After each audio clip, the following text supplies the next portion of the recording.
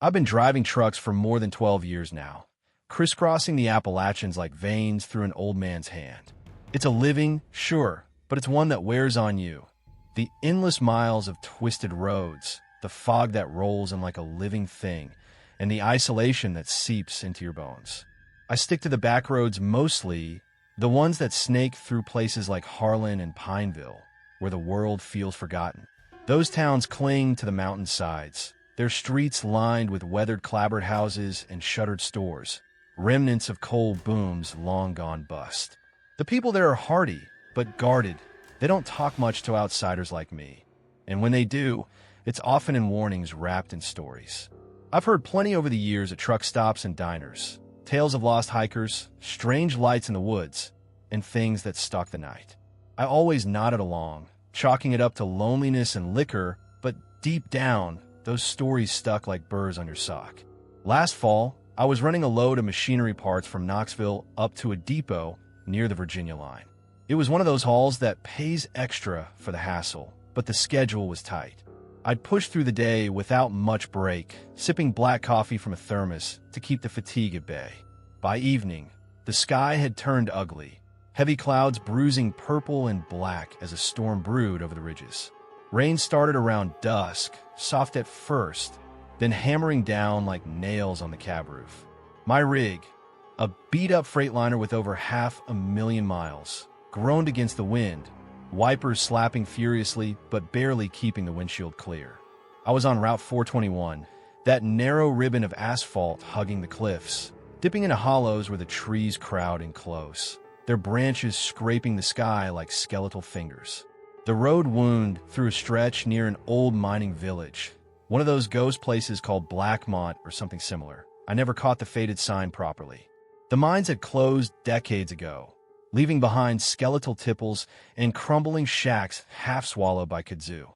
No streetlights out there, just the occasional flicker from a distant farmhouse window, warm but unreachable. My headlights cut twin beams through the downpour, illuminating potholes and washed-out shoulders. The CB radio was on, as always, tuned to Channel 19 for chatter from other drivers. But that night, it was dead quiet, nothing but static hissing like distant whispers. Odd, I thought. Usually, there's at least a few voices complaining about the weather or swapping routes. I fiddled with the knob, scanning channels, but got only more white noise. Shrugging it off to the storm interfering with the signal, I focused on the road, gripping the wheel tighter as the truck hydroplaned slightly on a curve. That's when I first noticed it. In the rearview mirror, a pair of lights appeared, bobbing erratically far back. At first, I figured it was another vehicle, maybe a pickup pushing too hard in the rain. But as minutes ticked by, those lights grew closer, faster than they should on such slick pavement. My rig wasn't built for speed. I was doing maybe 45 tops to avoid sliding off into the ravine. Yet whatever was behind me closed the gap effortlessly. I squinted into the mirror, the rain distorting everything into smears, but the shape, it wasn't right. Not a truck or car. Too low, too fluid. It loped along. Headlights? No, those weren't headlights. Maybe reflections off wet fur or skin. My stomach twisted as realization crept in. It was moving on all fours, but with a gait that twisted unnaturally, like bones bending where they shouldn't. I'd heard the whispers from old-timers at Greasy Spoons along the interstate. They called them skinwalkers or something like it. Creatures from native legends that the hills had twisted into their own folklore. Not monsters, exactly, but things that mimicked men or beasts, hunting in the dark, drawn to the lonely. Feral people, some said, descendants of miners gone mad in the deep shafts, living wild in the forests. Others swore they were cursed souls, but I never bought the supernatural angle. Life in these mountains is hard enough to warp a person without ghosts. Still, the stories lingered. Drivers vanishing on back roads. Rigs found abandoned with scratches like claws had raked the metal. I shook my head, telling myself it was a bear or a big dog, maybe rabbit caught in my taillights. But deep down, fear prickled my skin, cold as the rain outside. I pressed the accelerator, the engine roaring in protest as I pushed the truck harder. Tires squealed on the wet curves. The trailer, swaying dangerously behind me. The thing kept pace, leaping over fallen branches and guardrails with ease, its form silhouetted against the storm. It wasn't tiring. If anything, it seemed to gain ground, closing to within 100 yards. The air in the cab shifted then, growing thick and heavy, like breathing through wet cloth. A stench seeped in through the vents, foul and musky, like rotting meat mixed with wet earth and something sharper, almost human sweat. I gagged, cracking the window for fresh air, but that only made it worse, the smell invading like fingers down my throat. Desperate, I grabbed the CB mic, thumbing the button. Breaker, breaker, this is Big Blue on 421 northbound near Blackmont. Got something tailing me. Animal maybe? Anyone copy? Static crackled. Then my own voice echoed back, guttural and distorted, like a bad recording played through gravel. Breaker, tailing me, copy? It wasn't me. The words twisted, mocking, with an undercurrent of hunger. My blood ran cold. I dropped the mic like it burned, staring at the radio as if it had betrayed me. The thing outside howled then, a sound that cut through the rain. Part wolf, part scream, mimicking the wail of my air horn, but laced with something primal, pained.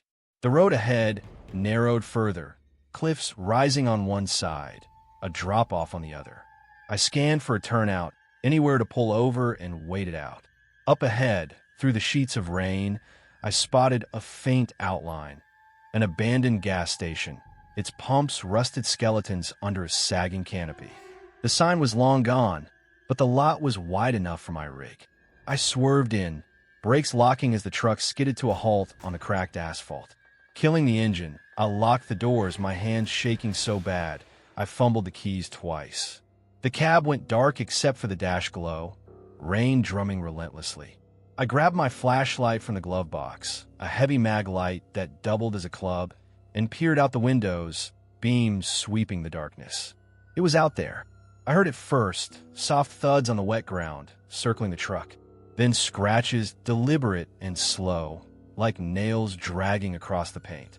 My beam caught glimpses, a shadow darting just beyond the light, eyes reflecting yellow in the gloom. Human-like, but wrong, too wide-set, too feral. It paused at the driver's side, pressing against the door, the metal groaning under the weight. I could hear its breathing, ragged and wet, sinking with the rain. Was it an animal? A person gone wild?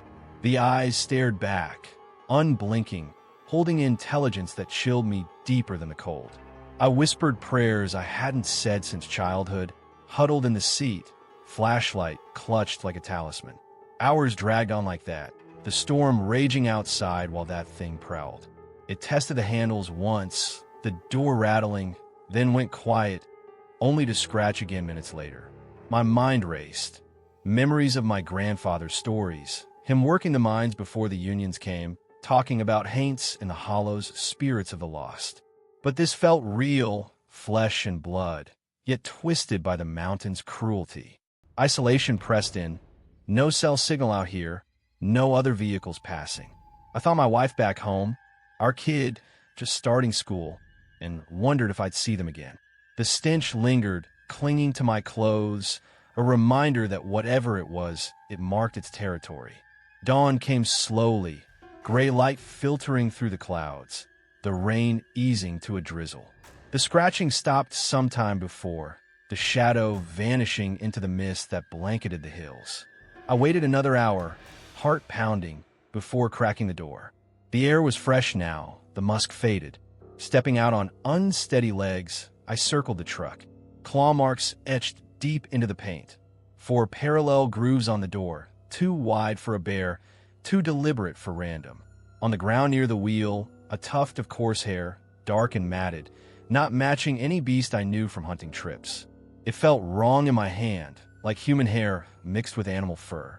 I climbed back in, started the engine with trembling fingers, and pulled out, leaving that cursed spot behind. Finished the delivery somehow, but I haven't taken that route since. The mountains hold secrets, things born from hardship and solitude that don't belong in our world. Sometimes at night, I hear that mimic voice in my dreams calling my name from the dark, and I wonder if it's still out there, waiting for the next lonely soul on the road. Let's move to the next story. I've been behind the wheel of an 18-wheeler for nearly 15 years, hauling everything from lumber to canned goods through the heart of Appalachia. West Virginia's backroads are my territory. Places like Welch and Gary, where the coal mines have long since gone silent, leaving behind hollowed-out towns that feel more like graveyards than communities. The streets are cracked and overgrown, street lights buzzing faintly before winking out after midnight. And the people, well, they keep to themselves, eyes shadowed by years of hard living. It's a lonely job, trucking. Hours stretch into days with nothing but the hum of the engine and the occasional crackle of the CB radio for company. I've grown used to the isolation, the way the mountains loom like silent watchers, their ridges cloaked in mist and secrets. But there's something about these hills that unnerves even the toughest drivers. Whispers of folks gone missing, strange shapes in the woods, and sounds that echo too human to be animal. I always figured those were just stories to pass the time at truck stops, tall tales fueled by cheap coffee and cheaper whiskey. Until that crisp autumn evening 2 years ago, when I learned otherwise. It started routine enough. I'd pulled into a warehouse on the outskirts of a dying coal town. Let's call it McDowell, though the name hardly matters now. The place was a relic, chain-link fence sagging under rust, loading docks lit by harsh sodium lamps that cast long, jittery shadows. The foreman, a grizzled man with a cough that rattled like loose gravel, signed off on my load. Pallets of machine parts bound for Pittsburgh. "Watch the roads tonight," he muttered as I climbed back into the cab, his voice thick with that mountain drawl. "Storms coming in from the west." And other things. I chuckled it off, assuming he meant deer or drunks wandering the shoulders. The air was cool, leaves turning gold and red on the hillsides, a faint scent of wood smoke drifting from distant chimneys. I fired up the engine, the diesel rumbling to life, and rolled out onto the main drag, headlights piercing the gathering dusk. The town faded in my mirrors quick, few lights on in the houses, porches empty save for the occasional rocking chair creaking in the breeze. I settled in for the drive, radio tuned to a staticky country station playing old Johnny Cash tunes. The road twisted through narrow valleys, flanked by dense forests where the trees pressed close, their branches interlacing overhead like a canopy blocking out the stars. It was peaceful at first, the kind of quiet that lets your mind wander to home. My wife brewing tea in our kitchen back in Charleston, our dog asleep by the fire. But as the miles ticked by, that peace soured. The wind picked up, carrying a chill that seeped through the cab's seals, and the first drops of rain spattered the windshield. That's when I saw it. Up ahead, by the roadside, a figure stood motionless under a flickering street lamp on the edge of town. Tall and gaunt, wrapped in shadows that seemed to cling to it like a second skin. I slowed a bit, thinking it was a hitchhiker. Common enough in these parts, folks down on their luck thumbing for a ride to the next hollow. But something felt off. No thumb out, no backpack, just standing there, head tilted slightly as if listening. As my headlights washed over it, I caught a glimpse, pale skin stretched tight over sharp bones, clothes ragged and mud-caked. Male, maybe, but hard to tell in the dim light. I eased past, not stopping. Rule 1 for truckers: don't pick up strangers after dark. In the side mirror, it watched me go unmoving. Then it moved, dropped straight to all fours, like a marionette with cut strings, and bolted after my trailer. Not a run, but a loping sprint, covering ground with impossible speed. My heart stuttered. No human could move like that, limbs pumping in a blur. I glanced at the speedometer, 50 mph now, pushing it on the wet pavement, and it was gaining. Panic hit me like a cold wave, crashing over, adrenaline flooding my veins. What the hell was this? A prank? A junkie high on something? But the way it moved, fluid, predatory, like a wolf but upright in flashes, limbs elongating in ways that defied bone and muscle. I'd heard the yarns at rest stops, truckers swapping stories of skinwalkers, feral people twisted by the wild, living in the deep woods, mimicking animals or men to hunt.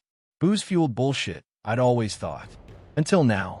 I floored the accelerator, the engine roaring as the truck surged forward. Rain came down harder, turning the road into a slick black ribbon. The thing howled then, a piercing cry that cut through the cab, mimicking the wail of my own air horn but warped, laced with a guttural rasp that sounded almost human, pained, hungry. I yanked the horn myself, blasting in response, but it only echoed back from the creature, mocking me. The rear view showed it closing in, dodging puddles with eerie precision, its form shifting in the taillights, now low and beast-like, now rising on hind legs, arms swinging too long, fingers splayed like claws. I veered onto a side road, a gravel lane lined with overgrown shacks, abandoned miners' cabins, roofs caved in, windows like empty eyes staring from the weeds. Hoping to lose it in the twists, I pushed the rig harder, tires churning mud and spitting rocks. But it anticipated every turn, leaping ditches and crashing through underbrush, always reappearing in the mirrors. It slammed against the bumper once, a thud that rattled my teeth and shook the whole trailer. Metal groaned. I felt the impact vibrate up my spine. Again it howled, closer now, the sound twisting into something like laughter, deep, wheezing as if it knew my fear. The air in the cab grew thick, a smell invading through the vents, wet fur and decay, like a dead animal left to rot in the rain, mixed with the sharp tang of sweat and something fouler, almost like spoiled meat. I gagged, rolling down the window for a breath, but the stench only intensified, carried on the wind. Through the side mirror, fogged with rain, I glimpsed its face for the first time, a twisted parody of a man's, skin pallid and stretched, mouth gaping in a snarl that showed jagged teeth. Too many, too sharp. Eyes burning with hunger, locked on mine, reflecting the dashboard glow like coals in a dying fire. Not an animal, not fully human. Something broken by the mountains, perhaps a person gone feral from isolation, starvation twisting them into this abomination. Legends flashed in my mind. Stories of families vanishing into the woods during the Depression, surviving on whatever they could catch, generations breeding in the dark until they forgot what it meant to be civilized. My hand slick on the wheel, I wove through the lane, branches whipping the cab like lashes.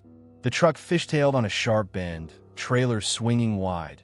But I corrected just in time, sparks scraping from the undercarriage as I bottomed out on a rut. The thing rammed again, harder, the impact jarring me forward against the seatbelt. I could hear it scrabbling now, claws or nails raking the metal, screeching sounds that set my nerves on edge. Was it trying to climb? To get inside? My mind raced to survival. The tire iron under the seat, the flare gun in the glove box. But stopping meant death, I knew in my gut. The road ahead blurred with rain and tears. I hadn't realized I was crying, silent sobs of terror. Miles blurred into a nightmare haze. The side road looped back toward the highway, but it felt endless, the woods closing in, trees whispering in the wind like conspirators. Eerie sounds layered over the engine, rustles in the brush, snaps of twigs, and that howl, always that howl, shifting tones. Now a child's cry, now a woman's sob, pulling at memories I'd buried deep. My sister, lost to these hills years ago in a hiking accident they called it, her body never found. Was this her? No, couldn't be. Madness, that thought. But the doubt gnawed, fueling my panic. Finally, lights ahead, a lit-up diner at the edge of town, neon sign buzzing, open 24/7, a beacon in the storm. I burst into the lot, brakes screaming as the truck skidded to a halt among parked cars. Headlights from the windows spilled out, illuminating the gravel. The thing halted at the tree lean, just beyond the glow, crouched low, watching with those burning eyes. Rain streamed down its form, matting what looked like hair or rags. It lingered a moment, head cocked, then melted back into the woods, vanishing like smoke into the undergrowth. I sat there, engine idling, breaths coming in gasps, until a waitress banged on the window, asking if I was all right. I stumbled inside, ordered coffee with shaking hands, and spilled the story to the few patrons nursing beers at the counter. Locals, all of them, weathered faces nodding knowingly, no surprise in their eyes. Seen things like that round here, one old-timer said, staring into his mug. Feral folk, they call him. Miner's kin gone wild after the collapses. Or worse, cursed by the land itself. Best stay off those roads after dark. No questions, just warnings and a shared silence that spoke volumes. They didn't doubt me. In these parts, doubt gets you killed. The next morning, under gray skies, I inspected the rig. Deep dents in the bumper, scratches gouged into the paint like fingers had clawed for purchase.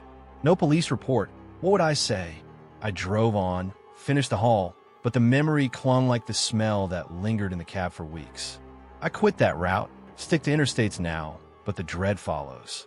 Nights when the wind howls, I hear that mimic cry in my dreams, see those eyes in the shadows.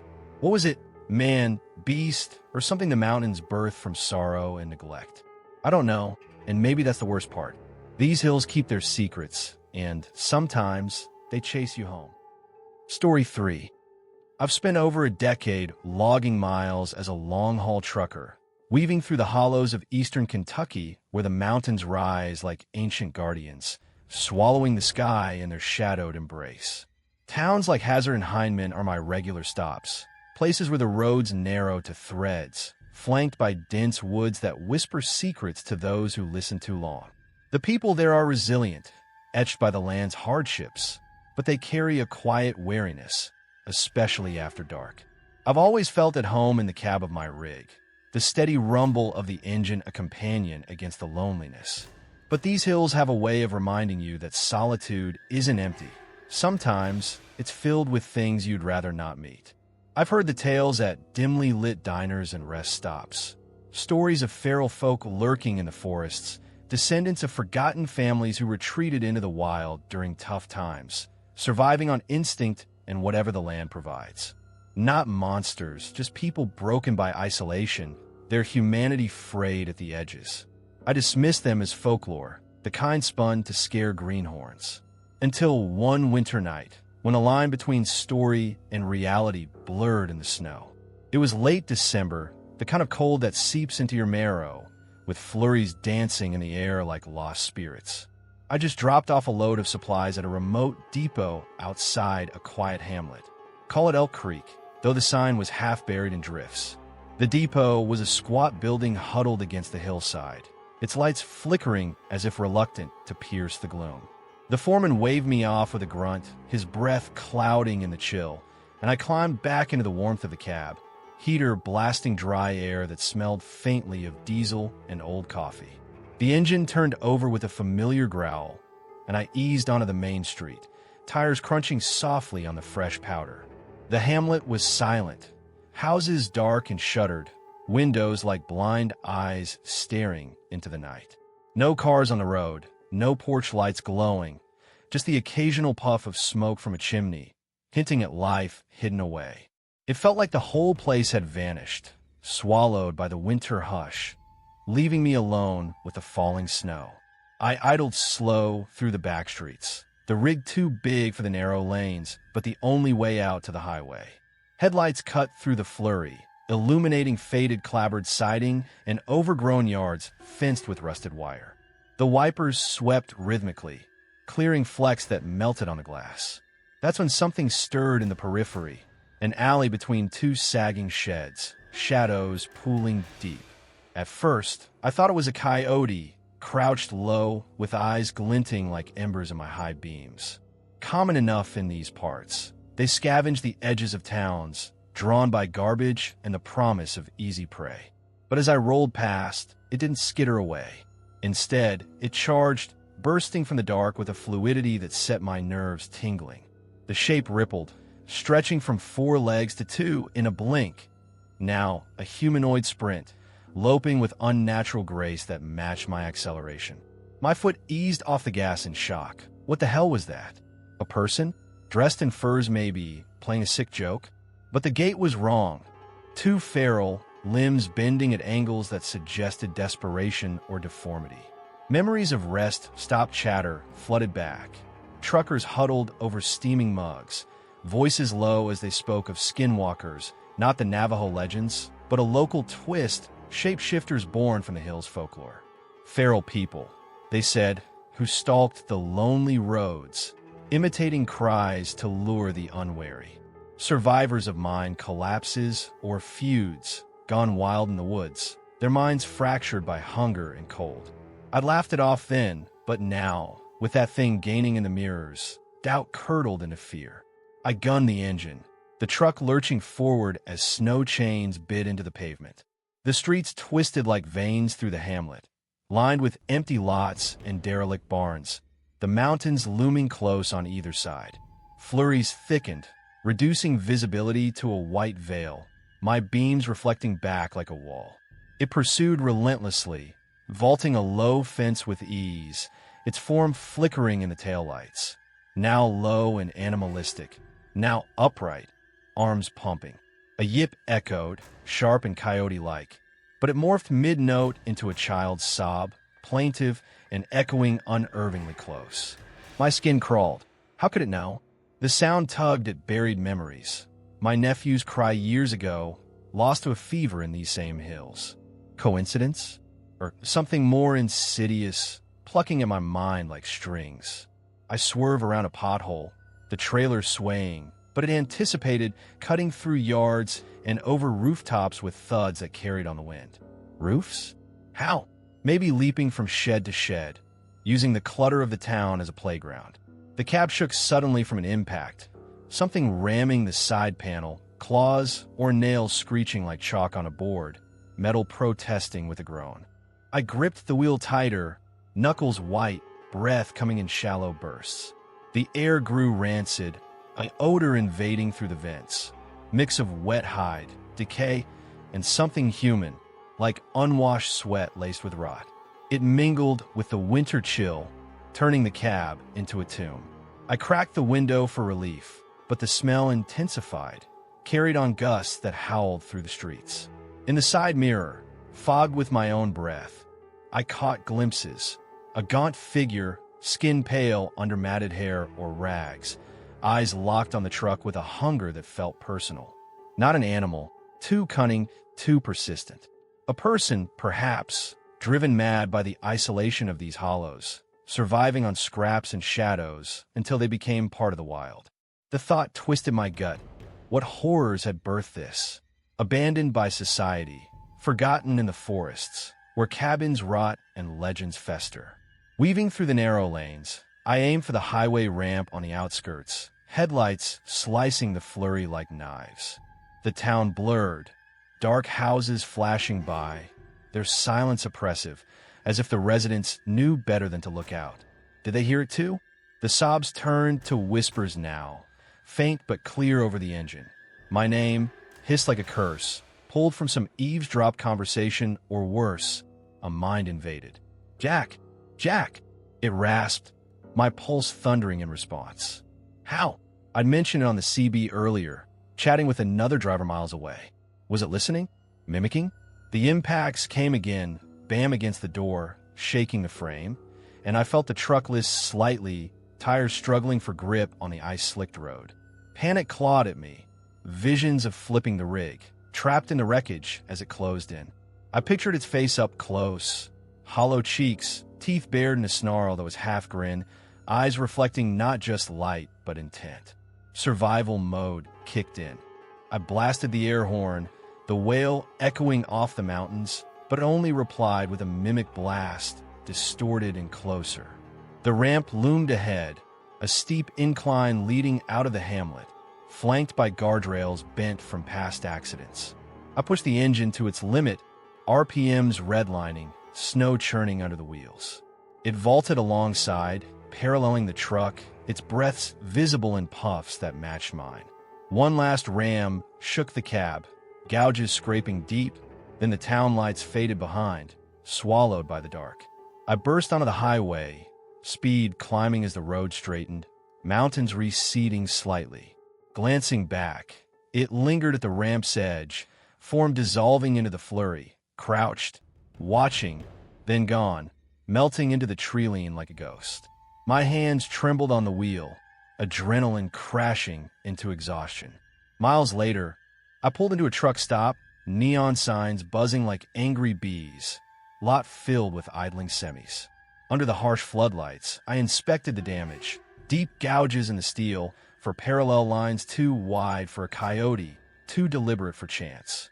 And footprints in the snow around the tires, starting as paws, shifting mid-stride to boot-like impressions, human but warped, toes splayed unnaturally. I nursed a coffee inside, spilling the tale to a couple of drivers who listened with grave nods. Heard similar, one muttered, staring out at the dark. Those small towns hold onto their own. Feral ones, out in the woods, families gone missing, come back changed. Best avoid the back ways come winter. No mockery, just shared unease, as if admitting it made it real. I drove on that night, but the memory lingers like frost on glass.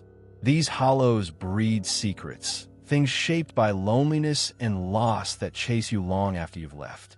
Sometimes on quiet nights, I hear that whisper in the wind, my name, soft and insistent, and wonder if it's still out there, waiting in the silence for the next wanderer to stray too close. The fear doesn't fade, it settles deep, a reminder that in Appalachia, the wild isn't just outside, it's waiting to claim what's left of you.